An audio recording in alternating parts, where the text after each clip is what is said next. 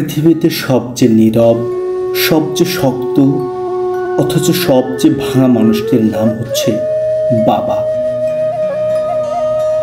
তিনি কখনো কান্না লুকিয়ে রাখেন, দুঃখ গিলে ফেলেন, ক্লান্তি চেপে রাখেন।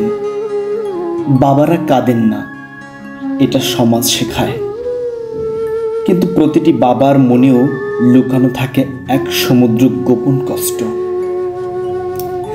একজন বাবা সারা জীবন পরিশ্রম করেন পরিবারের জন্য, বিশেষ করে সন্তানের জন্য। তার নিজের কোনো চাওয়া থাকে না, থাকলেও তা মুখ ফুটে বলেন না। শখের জামা কেনেন না, প্রিয় খাবার খেতে পারেন না। কখনো ক্লান্ত হলেও অফিসে যান সময় মতো, শুধু যেন সন্তানের মুখে হাসি থাকে।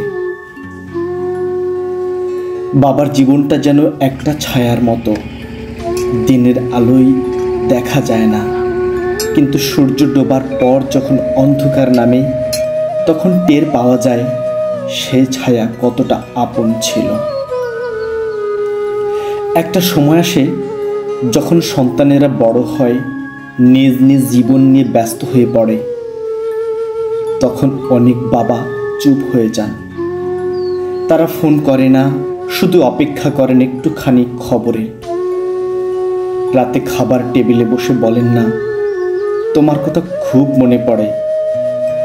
শুধু চুপচাপ চেয়ে থাকেন খালি চেয়ারের দিকে। এই সমাজে মায়ের অনুভূতি নিয়ে অনেক কথা হয়, গল্প হয়, কবিতা লেখা হয়। কিন্তু বাবার জন্য চিরকাল উপেক্ষিত এক নায়ক, অথচ তিনিই তো পরিবার নামক নাট্যমঞ্চের সবচেয়ে বড় চরিত্র। বাবাদের কষ্ট প্রকাশহীন, ভাষাহীন, কিন্তু তীব্র। তারা বলেন না, আমার শরীরটা না ভালো নেই। বলেন, তুই ভালো থাক, আমি ঠিক আছি। তারা বলেন না, আমি আজ খুব একা। বলেন, তোর মা আছে তো, আমি ঠিক আছি।